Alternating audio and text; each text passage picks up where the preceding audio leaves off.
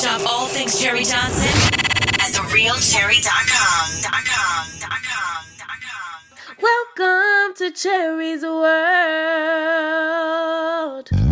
The only podcast coming through your beat stereo is Cherie's World, so let's go around like a merry-go. Plug your phone in, make sure it got a full battery. Download it Wednesday, listen to it Saturday. She cover all topics, whatever you after. She got ball players, authors, doctors, actors, rappers, singers, entrepreneurs, divas, leaders. Androids or Apple, turn up your speakers.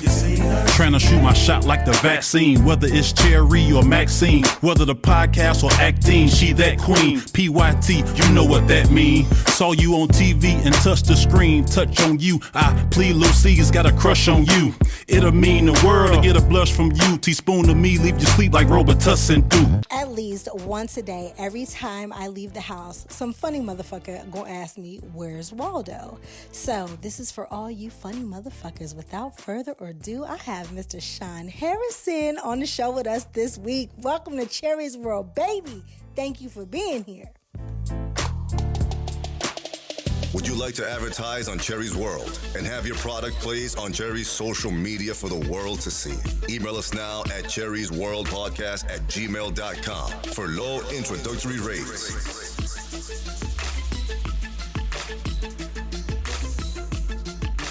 Cherie's World Podcast. Get heard. Welcome to Cherie's World.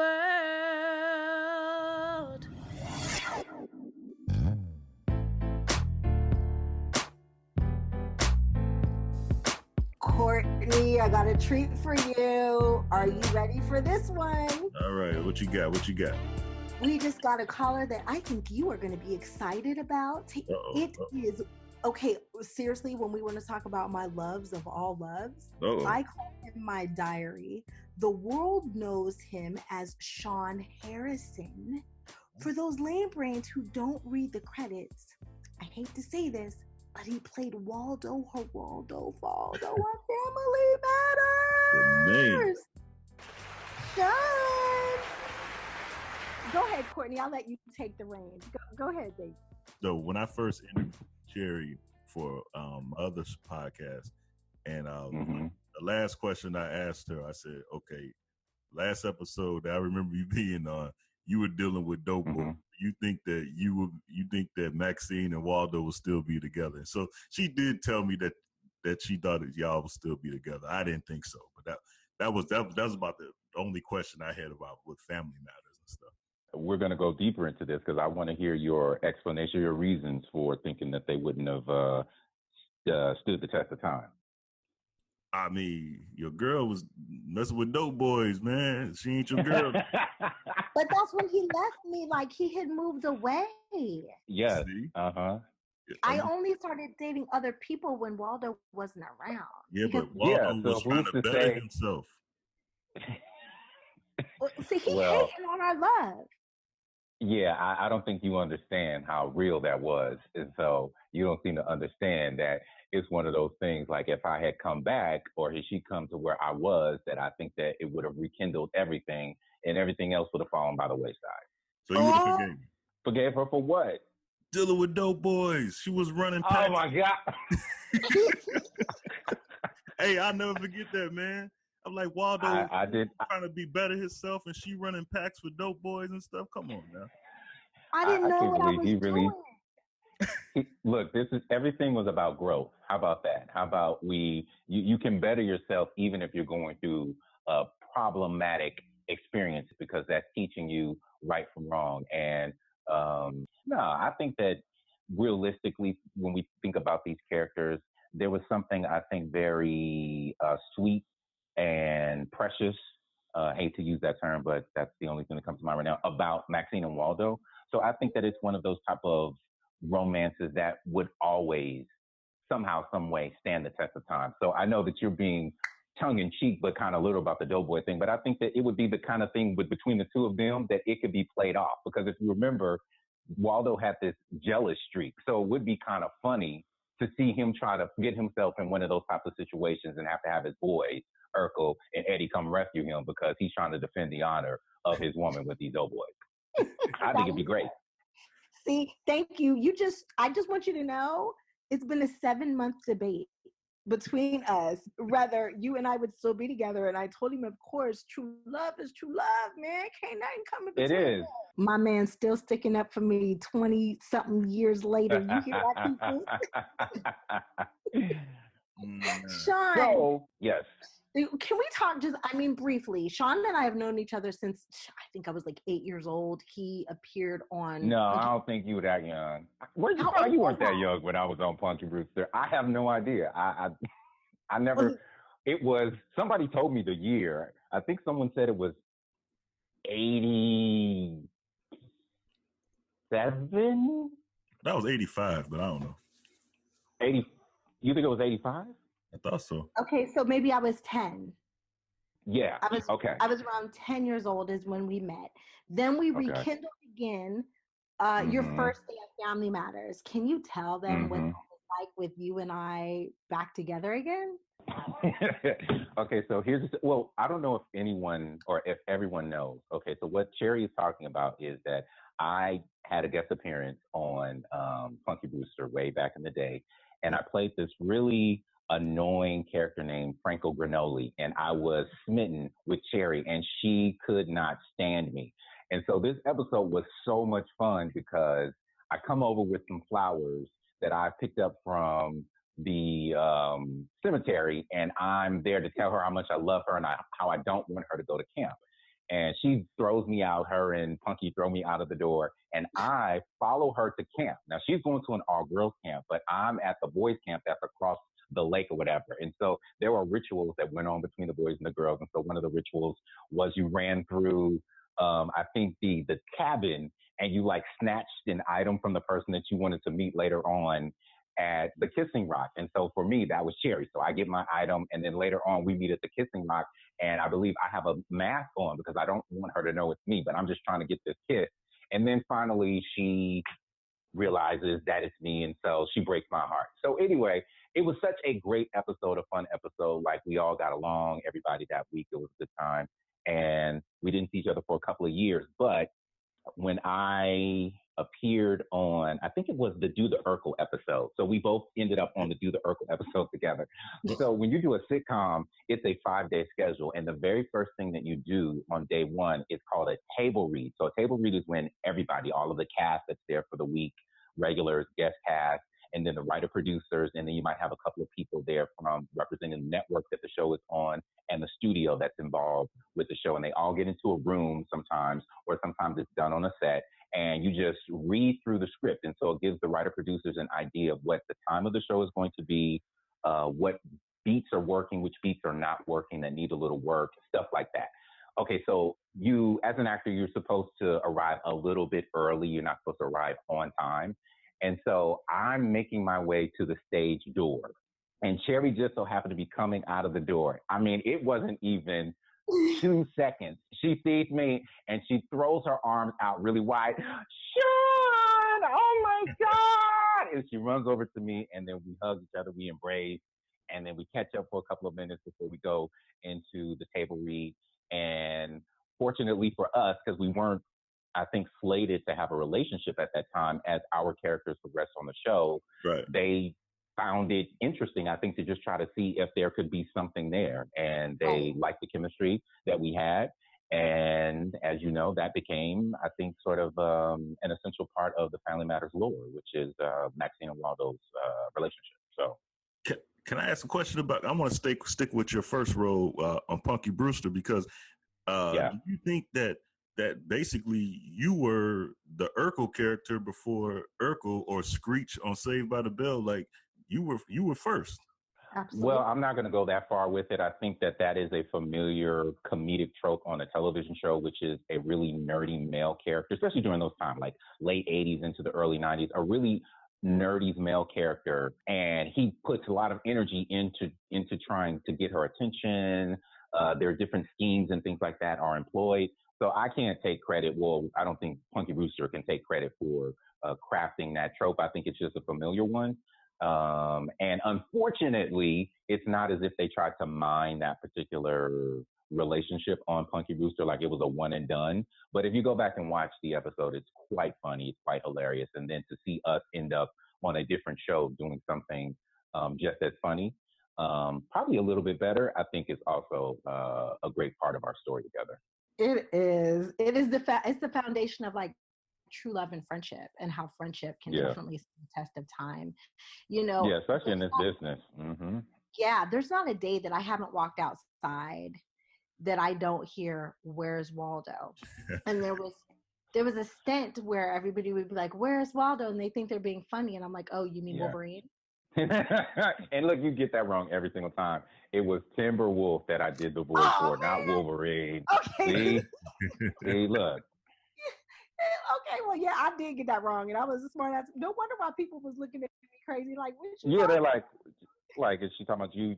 What is his name? Hugh Jackman? Like, I don't know where this is coming from. Yeah, different character people. So don't listen to Cherie. I voiced the character on a CW show, and the character's name was Timberwolf. But for whatever the reason, just because, as we know, Wolverine is a very popular character, she always references it as Wolverine, and I always have to say, no, it's Timberwolf. Nice. I don't know why. See, that shows you maybe there is a little bit of Maxine and Cherie. She's a little airheaded, but I'll own it. You know, people ask me, Shawn, all the time about like, what was it like working on Family Matters? And when I say, I don't know, they're like, what do you mean you don't know? And I say, well, okay, so I'm a little different. I had a free phone. I had, food. And Shawn was next to me, and we partied before the show. I know that. Like, I never watched him. Yeah. Can you explain to them how I just kind of like, I don't know, separated life from work? Maybe. Yeah. I mean, I don't know how I can describe it to people, but what I will say, I'll make it a little more general before I see if I can make it specific to you, is what people don't seem to understand when they talk to us or any actor that's a part of, say, a sitcom in particular. But I think that this actually makes sense for other productions. But when you're on a sitcom and you see people regularly, and you know that you're going to be seeing them regularly, and that's pretty much the situation that we found ourselves in, you really do think of it just as a job. And that's not what people who don't act or aren't in the business don't seem to understand. So they're expecting for us to, I think, to share fun stories and anecdotes about how we're doing this and how we're mesmerized by that. And we're like, no, it's a job. So on day one, I'm told to show up at this time. When I show up at that time, I'm just thinking, when can I clock out? I'm ready to go home. And then day 2, day 3, day 4, day 5, it's the same sort of process for us. Now, we do have fun in between there, but a lot of times, and I'll say this is for the entire cast of Family Matters. Again, this doesn't apply to other productions. For the kids, not the adults on the show, but for the kids.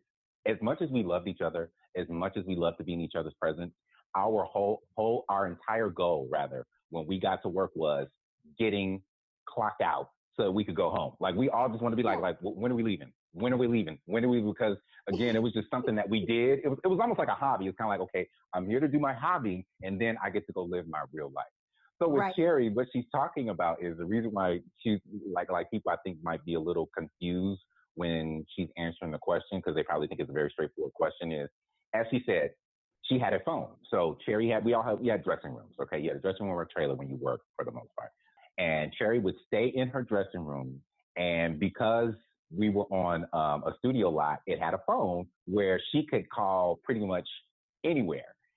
And that's what she did. So if she wasn't calling somebody was calling her, and then the ADs, they come knock on the door when it's time for you to come to set, for you to do rehearsal, or if you have to film or anything like that. And so you can just do whatever you want with your free time until that happens. And so that would be Cherie. She would just be locked in her, well, not locked, but she would be in her room. So much so, now this is what I can add. Things would happen, which would be sort of on the gossip tip for you guys, but just commonplace for us, just happening at a workplace. And Cherie would be oblivious to what was going on. And so on a couple of occasions, I would have to come knock on the door, and she'd be like, come in. And I'd be, did you hear? And she'd be like, what are you talking about? I was like, and I would look. Okay, so one other thing, when you work on a studio, you have a TV that they have in your room too. And that TV is tuned into a frequency that gives you a feed of what's going on in the cameras as we're blocking or taping and stuff like that. And so when you have the TV on, if you didn't if you didn't dial it to the regular stations, you would then get the in-stage feed. And so things would happen, as I said, where I would think, oh, she's watching the feed, so she knows. And she would be oblivious because she's either in there on the phone or she's got company and they just running their mouth. And then I'd be like, Cherie, how do you not know this? And so I'd have to break it down to her. She'd be like, oh my God, what? And then you leave out of the room and Cherie would just go back to like, I don't care. Well, let me explain. Long distance used to cost. I'm from the East Coast. Yeah. And then remember those days? Mm-hmm. These were my teen years. So, I was trying to date and stuff. And maybe guys who couldn't come up in the house and just kick it, they could come up in the dressing room. Oh, wow. You taking me back, man. Wow. So, no, for real. So when she says to you guys, she really went to work just to get access to her free phone, Cherie really means that. That's how she spent her time on set. I was on the phone. I was chilling. I was eating for free. I was hanging out. I was trying to plan my outfit, you know what I'm saying, to go to the club later. That's crazy. Now, the rest of us were busting our ass. Like, let me learn these lines. I want to make sure I don't get no lines cut. I got to remember my blocking. Cherie was so relaxed. Like, she just didn't care. She just showed up. She did what she had to do. We're like, we can't stand you. This was my take. Okay, so I always pretty much knew my lines. I didn't mess up too much unless I was, and I usually was laughing at Shawn. But whether I had 30 lines or 5, my paycheck was the same at the end of the day. So if you cut a line, I don't care. It might mean I get to go home earlier. Oh. Yep. Yeah. Wow. Okay. So, but we did have some rituals. Shawn, do you want to share our pre-show ritual with them? Yeah. So, okay, we do, when she says pre-show, meaning we had a live studio taping in front of a studio audience. And so what would happen is on this particular day, which was Fridays for us, we would come in, we would do a little pre-blocking of what we had rehearsed the day before, and then we would do a producer network run-through with the cameras. Then we would go to lunch or dinner. I think they would call that dinner for us. And we'd go for lunch dinner for like an hour, hour and a half, and then we'd have to do what was called like final looks, is to get ready for whatever our first scene was in the episode that we were getting ready to tape. And so what I would always do is probably around 10, 15 minutes before I knew that they were going to be letting us know that we had to do our final looks, whatever, I would hit play on Doo Doo Brown, blast the music, and we would turn up for the entirety of that song. I said, don't stop, get it. Oh. So that would be our thing. That became our ritual before shows, just to get the energy pumping, get you hyped up, just ready to go out there and execute for the show. So yeah, that was one of our very memorable rituals. That'll explain to some of you why sometimes my hair was a bit thick and wilder than. Oh, she's gonna put that on me now. Okay, she not sweat her hair out. Okay. I was twerking. No, she was. She was. Yeah, crazy. Okay, hey, enough about family matters. I have turned on the TV as of recently, and your niece will start screaming, Uncle Shawn, man, you doing like every commercial out. Stop it. I wish I was doing every commercial. What commercial has she seen me on out there? What you talking about? Because I ain't seen myself on the dang TV. Well, she sees you on the internet too, but she saw you on the Dairy Creamer commercial. Oh, okay. Yeah, okay. And she also saw you on another commercial with some little girl that was sitting on the couch with you, and she was mad that it wasn't her. Yeah. Oh, okay. So you're talking about that. Yeah. Oh, okay. So, yes, I've done a few commercials the last couple of years. That's really where most of my stuff in the industry has been for the last several years. And some of the stuff has been fun. In particular, the one that you just talked about, which was the creamer commercial, it's the International Delight. I did an ad for the Reese's Peanut Butter Cup flavor. And that was a fun little situation because it was supposed to be me and a coworker, and I was in my cubicle and I was talking to him, and he was hidden behind the cubicle, and then he peeks his head up midway through the ad. And then we did a bunch of different takes where he climbed over the cubicle trying to get the creamer from me. So that was a great experience doing that particular commercial. What is your focus nowadays, Shawn? What is it that you really like? If you could do anything you wanted to do, what would you be doing? Oh, I feel like people ask that question all of the time. It's such a strange question. Well, I would say that there's two things. I don't necessarily. No, you know. I mean, in life. You don't mean what? In life? Okay. Yeah, I don't necessarily mean acting. Okay. That makes it even more interesting of a question and even more challenging. So I think I'll hit the acting thing first. Okay. I would say that I have two focuses. Whether I'm living them out or not, people just know that these are my focuses. This is what I aspire to get to at some point. So the very first thing is I really do enjoy doing sitcom work. So I am prayerful that at some point my face will start to pop up here and there again, much like it did earlier in my career. So that's focus number one. And then focus number two is something that I just feel like it would be a disservice to me if I cannot deliver on this particular thing before I get out of this industry. I want to sell a sitcom to some entity. And I don't want it to be a one and done, meaning like a pilot and then it's tossed away. Like I want to sell it. I want it to be developed, produced, and get at least a couple of seasons, hopefully more than that, out there. So those are my major focuses. And then other things that I would like to do is the older that we get, and this is something that you do, so I've learned a little bit from you, is just being a lot more hands-on behind the scenes. So really taking the bull by the horns and embracing, producing, writing if necessary, maybe directing. So I want to become more involved in content creation is really what I'll just leave it at that. So whatever the medium may be. So it may be for the internet, it may be for TV, it may be for film, maybe for something else entirely different. That's really what I want to, what I want to do. And then outside of the business, I don't know. I don't know if I have any real things or focus that I see myself working towards as far as life goes. You know what? I'm lying. Two. They're one and the same actually, but it's either one or the other. Because I got my bachelor's degree in psychology, and I pretty much had expected that I would become a psychologist at some point, but then after I graduated, I steered clear of that.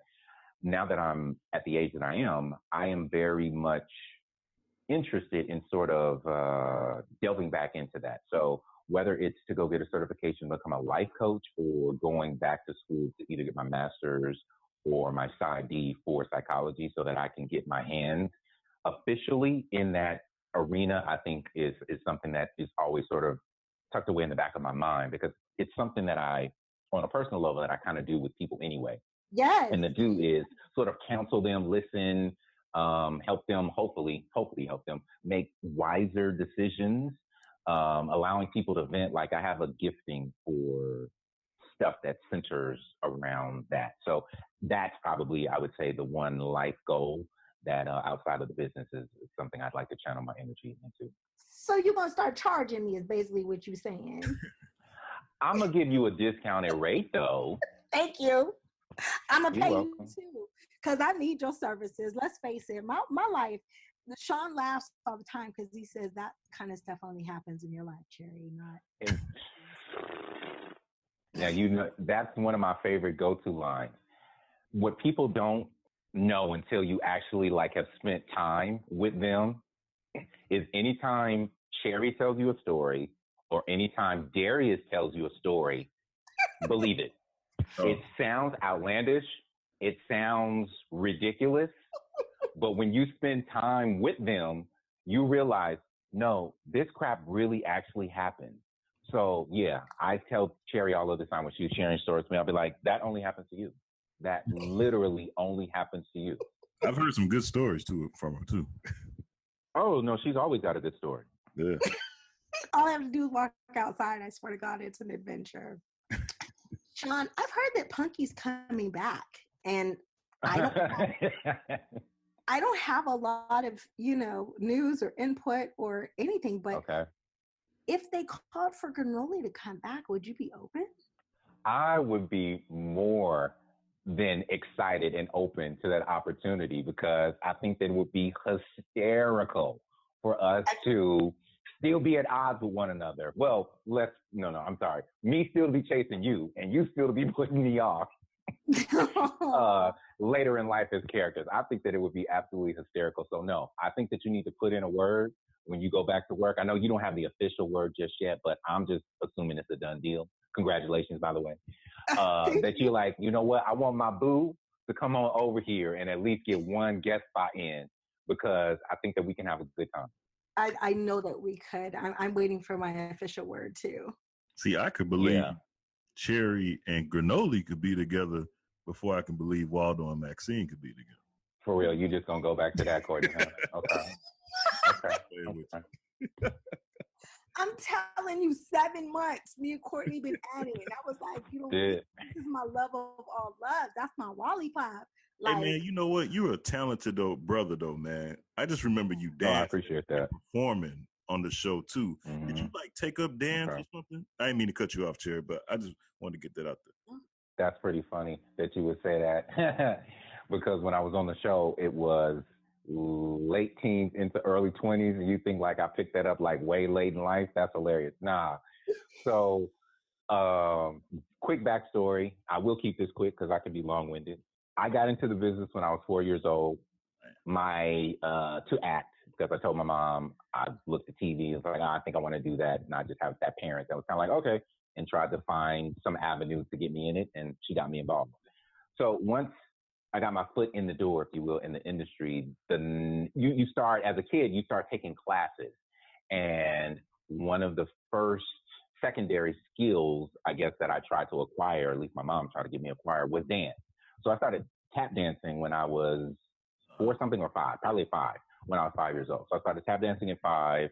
I think I started doing other forms of dance like jazz, probably around the age of 9 or 10. And I studied from like 5 until I was about 13, until about junior high. And then I didn't necessarily have as much time, but because I had done it for such a long time, it's one of those gifts that it never really leaves you.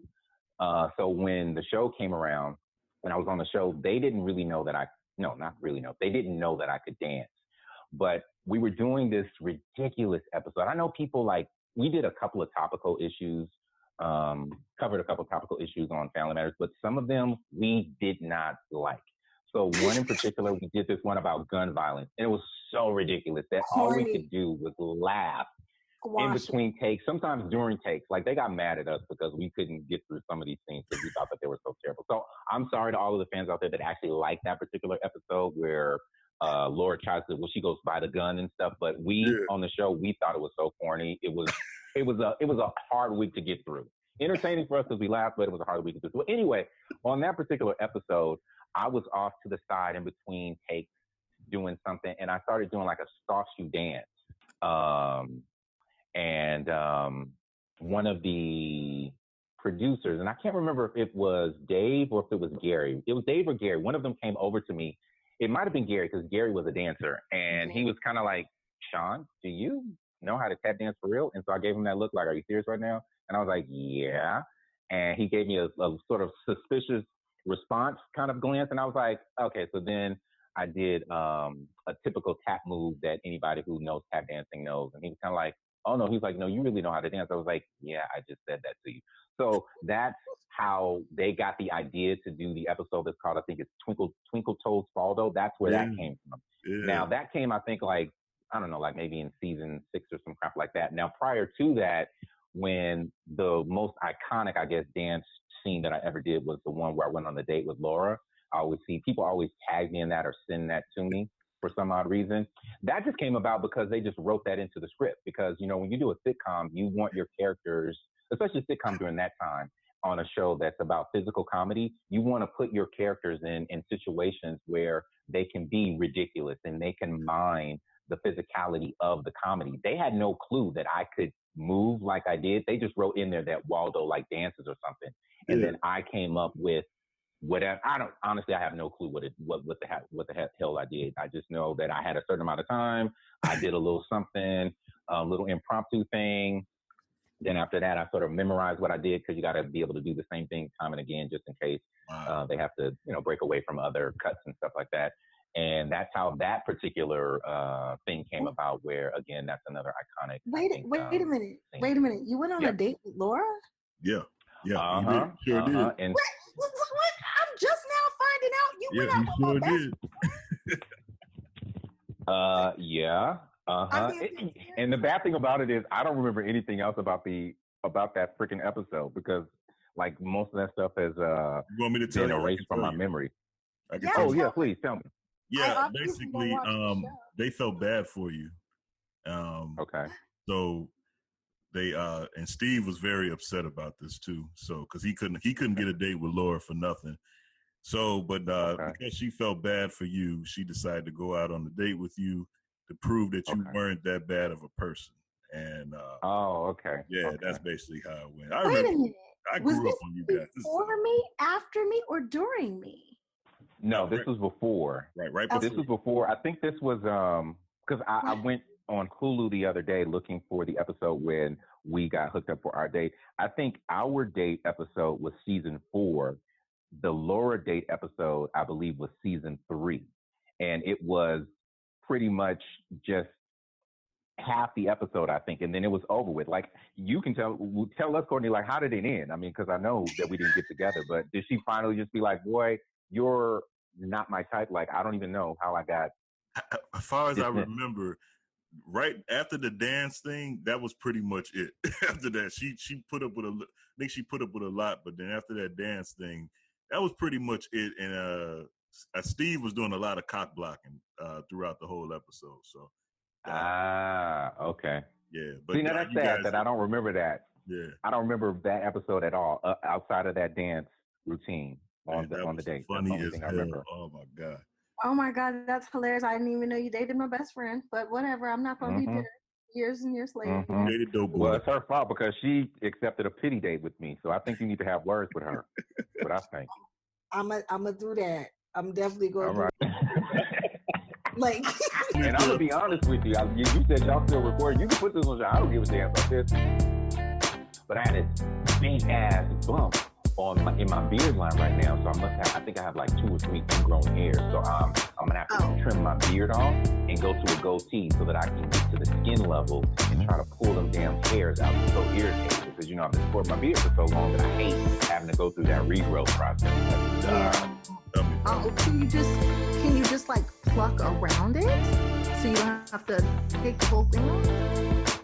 Well, here's the thing. My facial hair is very thick and it's also coarse. So when I first started, like when you have a beard, Cherie, so you'll start to feel it'll be tender, like when you first getting an ingrown hair. You're thinking like, okay, hopefully it'll coil out, or you'll be able to flick it out, or when you're washing your face and all that stuff, like you're hoping like it'll correct itself. I'm pretty sure that that's what happened. Like the area that I'm feeling, there was like one little situation. I was like, I ignored it.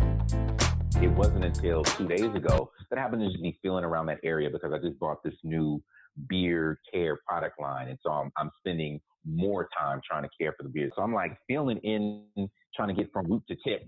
And I'm like, hey, what the hell is going on over here? So as I said, because my facial hair is so thick and because it's so coarse, damn. Even if I trim down, I might be able to do what you said, which is to pluck around in that area and not trim it all the way off, so I can go like 5 o'clock shadow.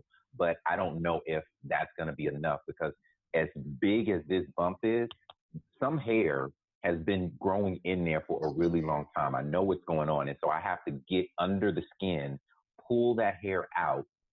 Then the follicle is going to come out, the pus is going to come out, and then it'll need time to heal. And so that's the other thing. More than likely, just because the hair is going to continue to grow and curl, it's probably better for that during the healing process for me to have less hair on my face during that process. So that makes me sad I moved because I want to be like, come to my house and do it. Oh no. That's the kind of stuff like we men, we don't let people see us do that, or I would go to a shop and let them do it. Like I really wish I could go to a shop right now and be like, I wish you could just lay down on the bed and let me do it. only if you knew what you were doing. Like if I knew that you were great at tweezing stuff, because again, I know with this particular hair, it's under the skin. So you got to be able to find it. You know what I'm talking about, Courtney? Like when they get under the skin, like you got to get the right area, and you might think that you got it, and then you pull it out, and you be like, oh, that's not the one. And then you got to go back in there again, and or it's more than one. Sometimes it's more than one. Remember, I know how to do this because remember, I'm bald down below. Yeah, okay. I'm like, what the? So Shawn is one of the only people that know, like, I shaved all my pubic hair off. And the reason why Shawn knows this is because, like, last year I looked down and I have fucking gray hair growing. And I don't know how. I remember that. Really? Man, she was like, I was talking about some gray hair. She was like, but no. She was like, and it's not just one gray hair, Shawn. No. It's a lot. And I don't know how long it's been there because I never keep pubic hair. Remember I told you that they have dye for pubic hair. Courtney is, yes. You remember that? You remember that, Cherie? They have dye for pubic hair. Yes. Oh, really? You didn't know? Courtney, look it up. I promise you. And it's not like one product line. They have, brand. They have a couple of brands out there. Like if you don't want to be gray down there, if you want it to be a different color, you can go get that. You can go get that genital hair dye. Yes. You talked about your hair. My shit. Like everybody see my face. Okay, so everybody who's seen my face now, y'all see how gray I am. Yeah, I'm gray downstairs too. So one day I was like, I should dye this shit, and I was gonna go buy one of those brands, and I was gonna dye it just to test it out. But then I was like, I can't show anybody the pictures, so what's gonna be the fun in that? So I didn't. Now, see, this is the funny though. This is the funny because this is the shit that Maxine and Waldo would be doing 20 years later. You know, where I'm like, babe, I went to the bathroom and look, I don't know how long they've been there because I've been bald. And then you leave because Waldo's always very thoughtful, and he would go to the store and buy me genital hair dye. I guess Family Matters must be coming to HBO if y'all talking about doing this. Look, I don't know about that, but speaking of Family Matters, so as you guys may have heard in the trade, I think it was 2 weeks ago, there was it was dropped that Warner Media, which I believe is going to be a new subscription. I can't even talk right now, so let me start that again. Warner Media, which I believe is going to be a subscription-based service, is thinking about rebooting some shows from TGIF, and Family Matters is one of those shows. And so I think today was the third time that someone out in public asked me about the reboot. So there's some people out there that are kind of eager to know whether or not that's happening or not happening. So it may not be HBO, Courtney, where they would talk about this. It may be on Warner Media, where it may be a little more risque. I mean, these people will be in their late 30s, if not early 40s on the show. Can they have lived some real life, Courtney? Can the characters grow? Can it be grown? Can they? Oh, shit. I mean, I don't know that I will be invited back, but if I am. Yeah, I don't know if I'm going to be invited back. That's what, like this dude, like, okay, I was getting some Jamaican food, right? And so this dude walked in, and he all cocky. He like, hey man, you gonna be on the show? You gonna be on the show?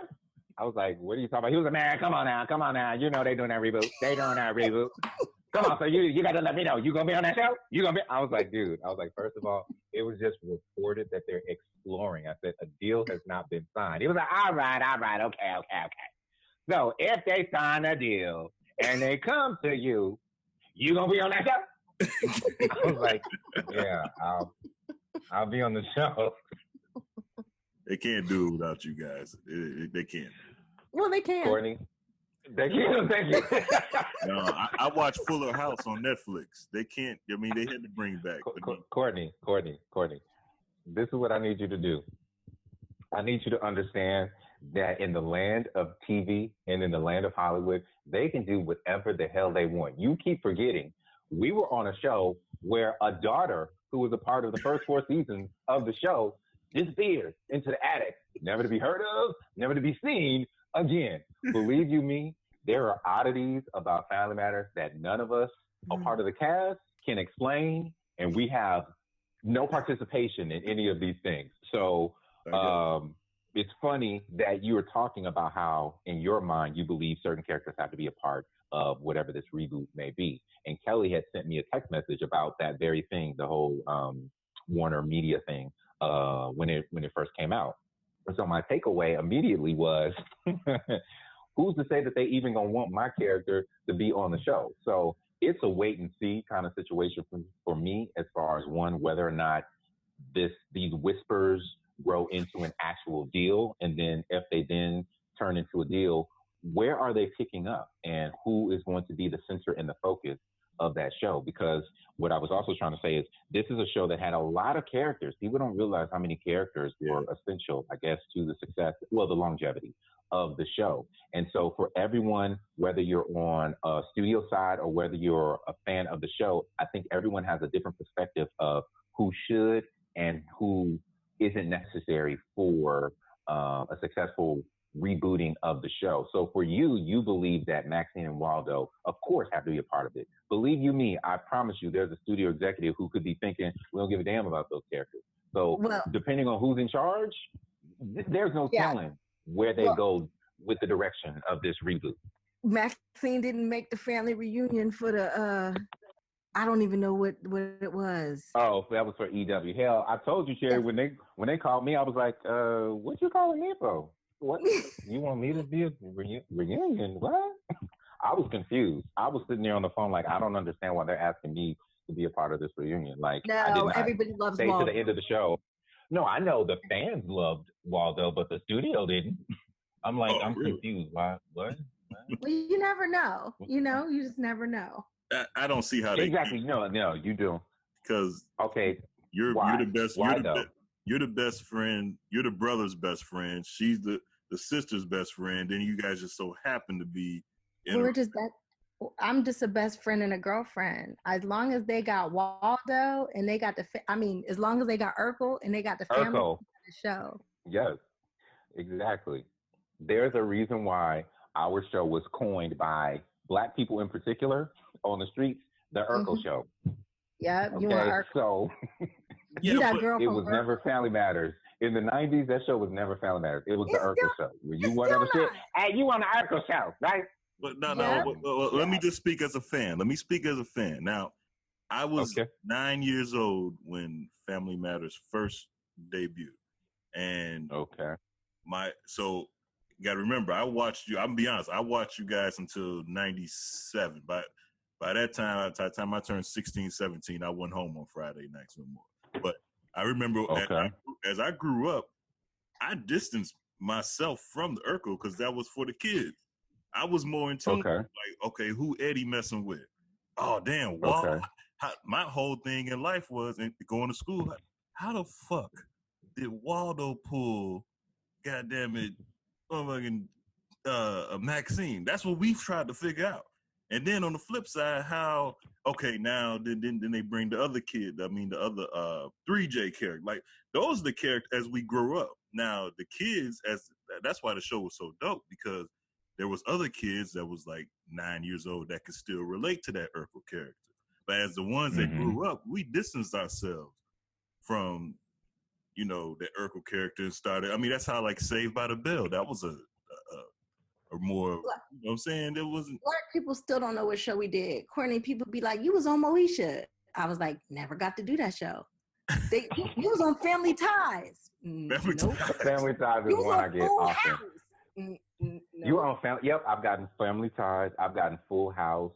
I'm always mistaken. Well, I won't say always, but there are times when I'm mistaken either for Alfonso or Carl Anthony Payne. So they'll say, "Oh, you were on Fresh Prince," and I'll be like, "No, you were on The Cosby Show." No. Yeah, I was on Martin, so I feel you all day. Oh yeah, you were on Martin. Mm-hmm. I remember that chick. Yeah, I remember that chick that everyone Cole's girlfriend. But no, for real, Courtney. Seriously, all jokes aside, just going back to what we kind of are trying to share with you, what the fans believe to be Family Matters and what attracted them to the show outside. Like, just say the original draw for some people is Urkel, but then while you're there, you got acquainted with other characters, and then you started to, those characters started to resonate with you more. So when you're dealing with people behind the scenes, and those are the higher ups that have to make the decisions, I promise you, they do not think the same as people who actually, the viewers of the show. So that's why in jest, we're trying to say to you, like, in all honesty, there could be a discussion that happens with Family Matters, and they could realistically say, we don't necessarily want to explore the lives of these older characters from the original. We just want to stick with what we consider to be the core. And the core for them could be, I believe, Stefan and say Laura are now married. Where are they in their life? They are in their life, but we don't necessarily have to spend as much time with their best friend or the brother or the brother's best friend. Like, honestly, these are the types of discussions that could happen. And conceptually, you could have a slightly different show. Because let's just say they have kids, and they might want to have the space to say we're doing Family Matters sort of as a similar situation where we have a mother, father, and a couple of kids. And so then we know the Family Matters was really, through the years, gravitated more so about the lives of those kids. They could be trying to reboot it in that fashion. So you just never know. Well, and so it's always best to proceed with caution when. As Black folks, we can't let that happen, because I watched on Netflix, they bring back Fuller House, and they brought back every last character that they could. They tried to bring back the twins, but they refused. But they brought back every single character from the 90s. Even when they brought back Boy Meets World, they flipped it to Girl Meets World. They brought back every single character, every single one. So I'm going to tell you for a second time, Courtney, when it comes to the Family Matters property, believe you me, strange things have happened. I can point you in the direction of some of those strange things. In fact, I'll point you into another direction. Okay, I said to you about the Jamie situation. Cherie and I, in essence, are very blessed and fortunate because you just know it was God ordained for us to be on the show.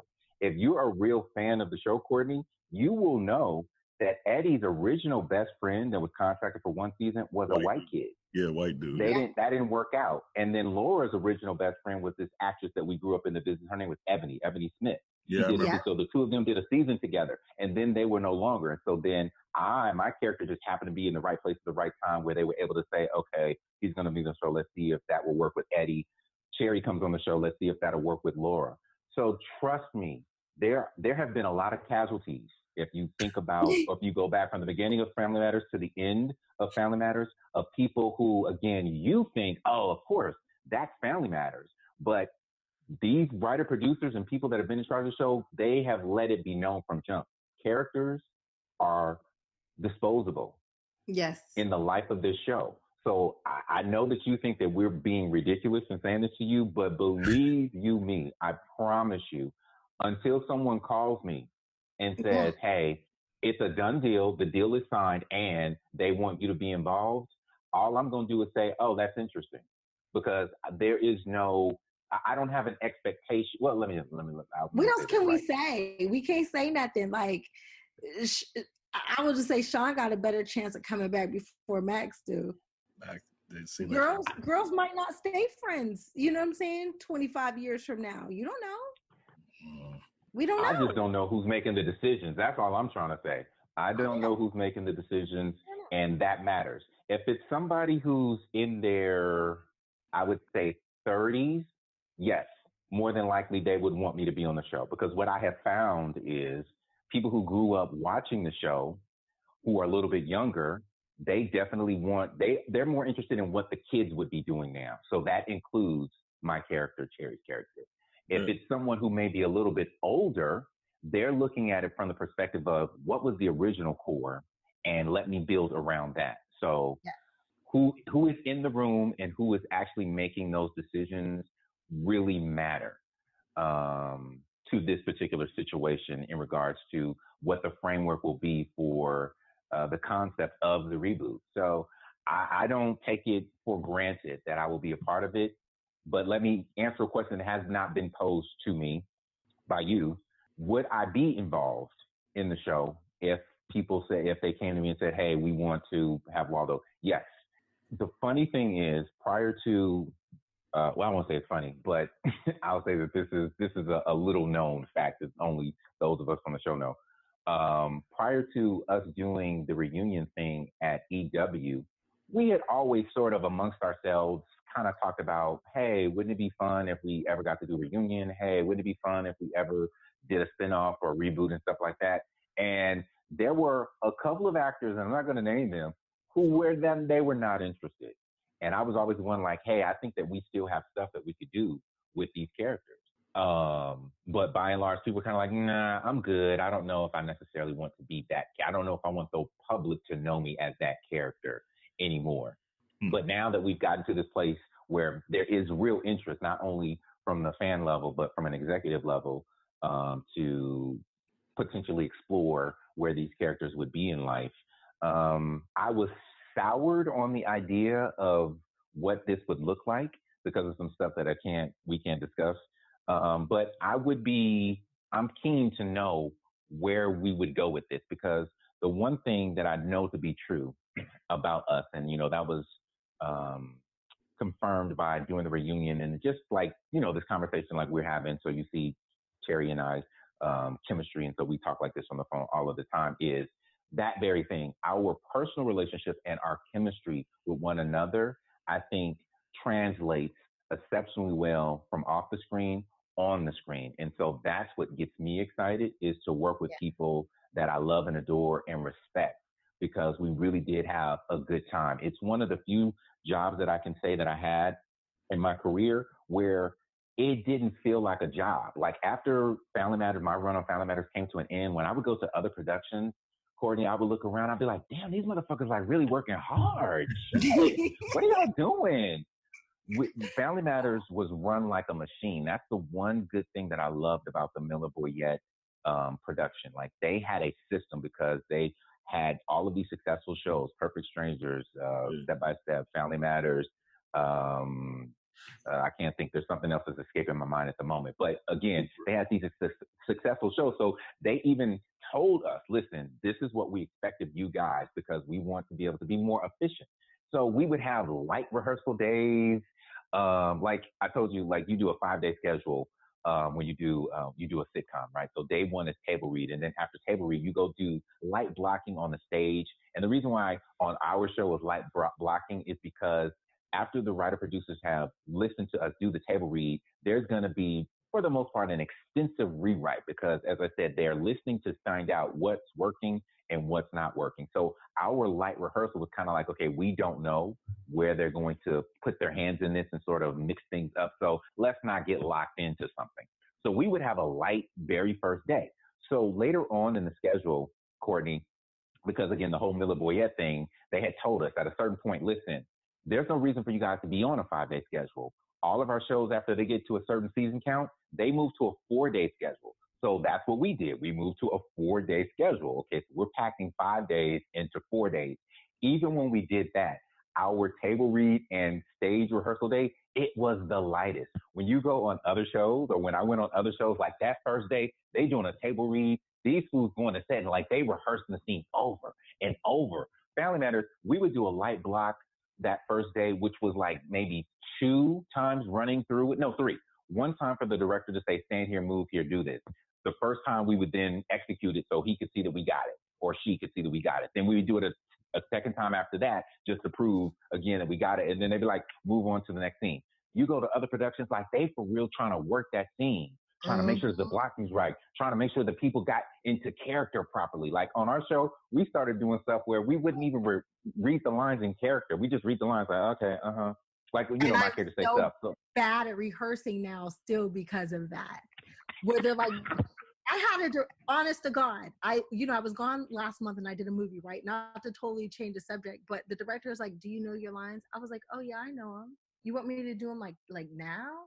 So I ran through, he was like, oh yeah, you do know them. Because I had this 3-page speech, but I was just kind of, hit my mark so the camera could find me. Right. And he was like, oh, I get it. You do know your lines. So yeah, back to the Family Matters training. Yeah, it is. And it makes you, I think, so I'm appreciative of that, but at the same time, it kind of makes you, I hate to say it, kind of lazy, because you're like, it doesn't take this much, people. Like, we really can be efficient, but we don't have to give it our all every single time. Like, we know when it's time to punch it up and deliver that home run. But right now ain't it. But again, on other productions, it's not like that. Like, they're constantly trying to get you to, no, let's do it one more time. Because I need you to do this. Like, they've got to see it in those early rehearsal stages, because they don't think that you have it unless you deliver in the rehearsal on the stage. Whereas with Family Matters, again, we could half-ass it, but they would know. We had 3 times where we had to be on. So the first time was the table read. The second time was our producer run through, which was when it was a 5-day schedule, it was day 3. When it was a 4-day schedule, it was day 2. And then we would have our studio run through, as I said, which was before our tape day. Those are the 3 times that you just had to be on so that they would know for sure that you got it.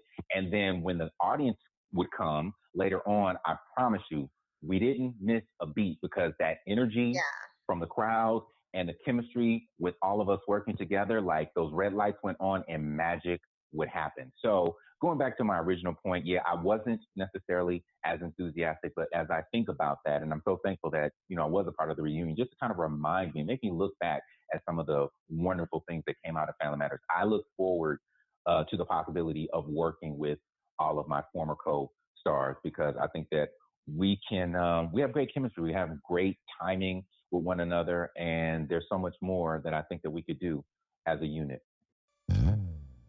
A natural detox can improve everybody's overall health.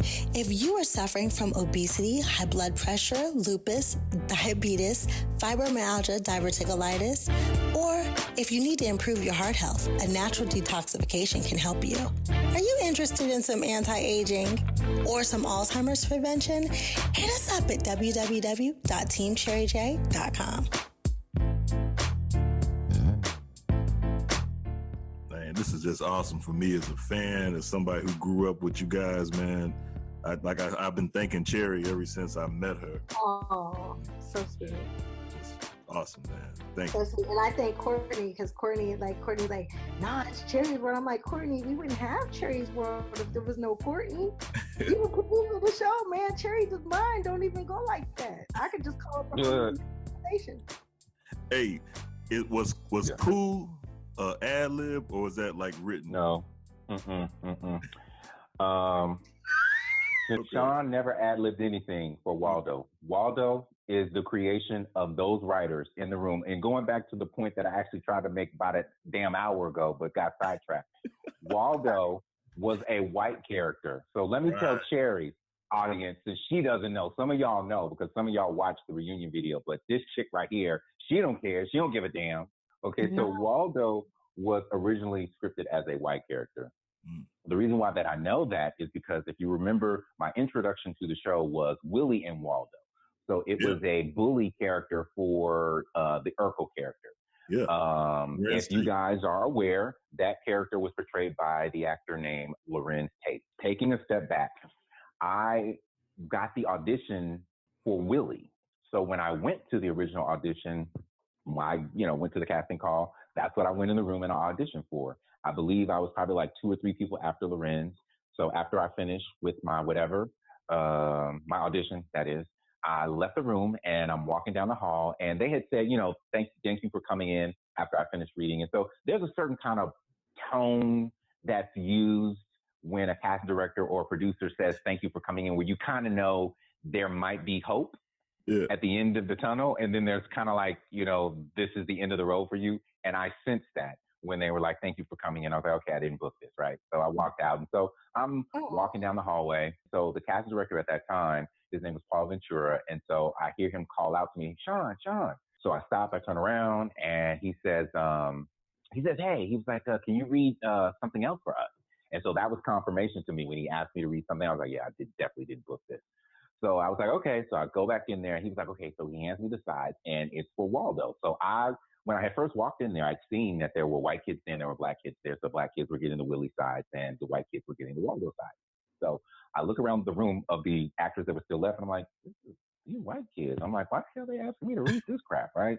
So I go in the hallway and I start working on the material and I'm reading through it. I'm like, I don't even understand this. I was like, this is dumb. I was like, how am I supposed to be some chunky, dumb white kid who's the sidekick of a bully? I was like, this doesn't make any sense to me. So I gave it the best that I could, like 5-6 minutes in the hallway trying to figure something out. And then finally, I just tossed my hands up in the air and I was like, you know what? I ain't got time for this. I got to go. I don't feel like being here anymore. I'm not about to book this. This is a waste of my damn time. So let me just go in this room, do this audition, and then be out. So I went into the room and I did my audition, and pretty much nothing that I rehearsed in the hallway is what I did in the room because I was just trying to get the audition over with. Yeah. And after I delivered the first line, they started laughing. And I'm thinking they're laughing kind of at me, but not with me. Like, it wasn't intentional. Like, I was not like, okay, I'm about to, kill them with this line reading. No, I'm like, what they laughing at? I was like, it's not funny. So anyway, I finished reading the sides. They're giggling. If I'm not mistaken, there were 2 scenes. So we do the second scene, and I'm thinking, why are they still having me in here? I'm like ready to go. So I finished the second scene, and I then say, thank you guys for calling me in. And then I go home. And I'm thinking, damn. I wish I would have booked that other part. This is, disappointing. Long story, well, I can't say long story short now because I've taken too damn long to tell the story. But anyway, get a call from an agent telling me that I booked, right? So my mom's like, okay, you booked the part. And then I was like, wait, hold on. I was like, I booked what part though? And so then the agent was like, you booked Waldo. And I was like, what? Waldo? I was like, nah, I was like, that's nuts. So anyway, that's how the Waldo situation came to be for me. It was not scripted for a black kid. It was scripted for a white kid. I always say a chunky white kid because that's what I remember seeing in the room, but it could have just been any average white kid. So anyway, we get on the show, we do our thing. They like our characters.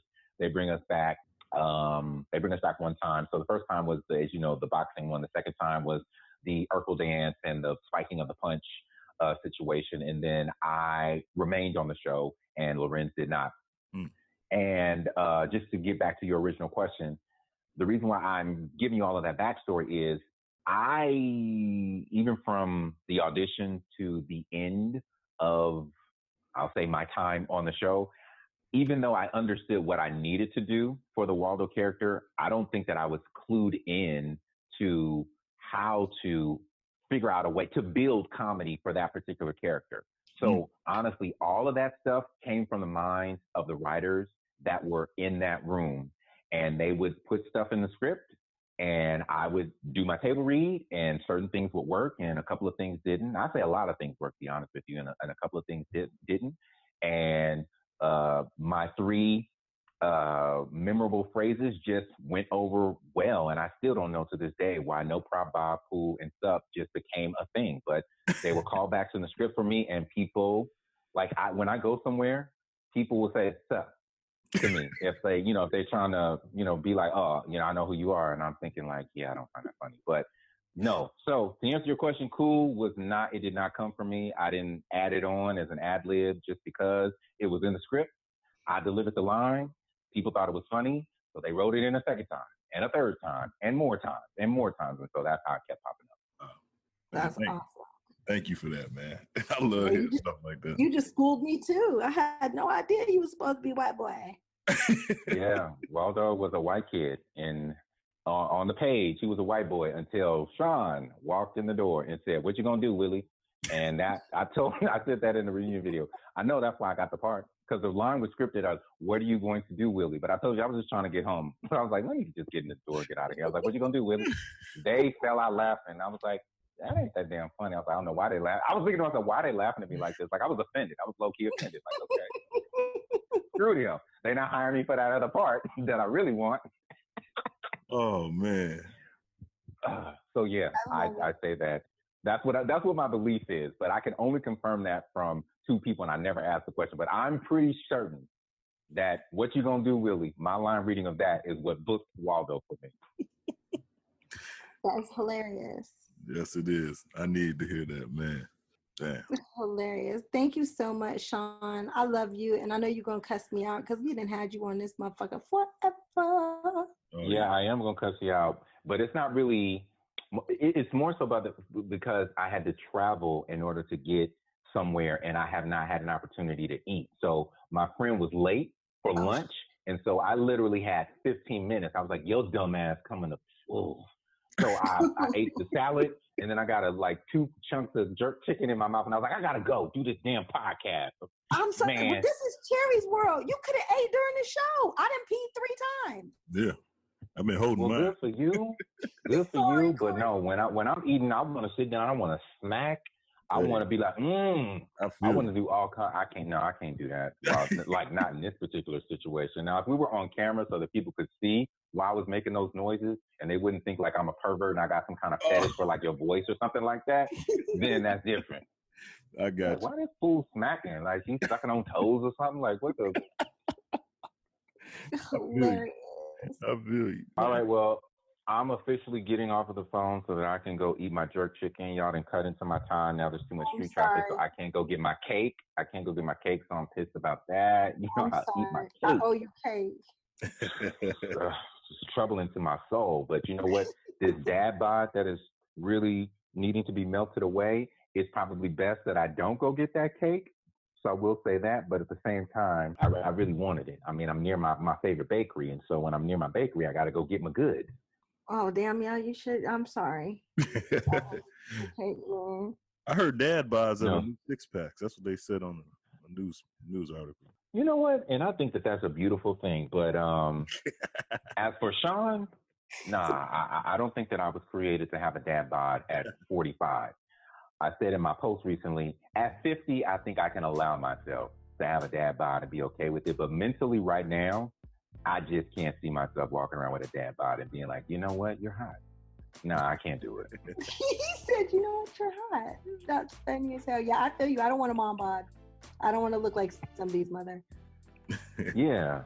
Yeah, like, you know, our 40s doesn't look like our parents' 40s. You know, we still, I think, look a little more youthful. So I think that the physique kind of needs to match that. So that's what I'm trying to do.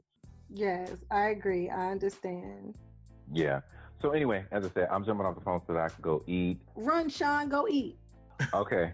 I'm out of here. So I will talk to you guys soon. Pleasure meeting you, bro. Love you. Thank you so much. All right. Love you too, and nice to meet you, Courtney. Talk to you soon. Yes, sir. Okay. Bye. Welcome to Cherie's World. Hey, if you're listening to Cherry's World podcast on Apple Podcast and iTunes, please give us a 5-star. Let us know what you think. Leave us a review. I want to hear from you. Thank you. Head over to Grits Tees. That's GRITTEEZ.com. They've got something for everybody. Athletics, humor, spiritual, and the woke communities. Come express yourself through apparel that communicates passion and perseverance. Use the checkout code Cherie and you'll get 10% off of everything right now.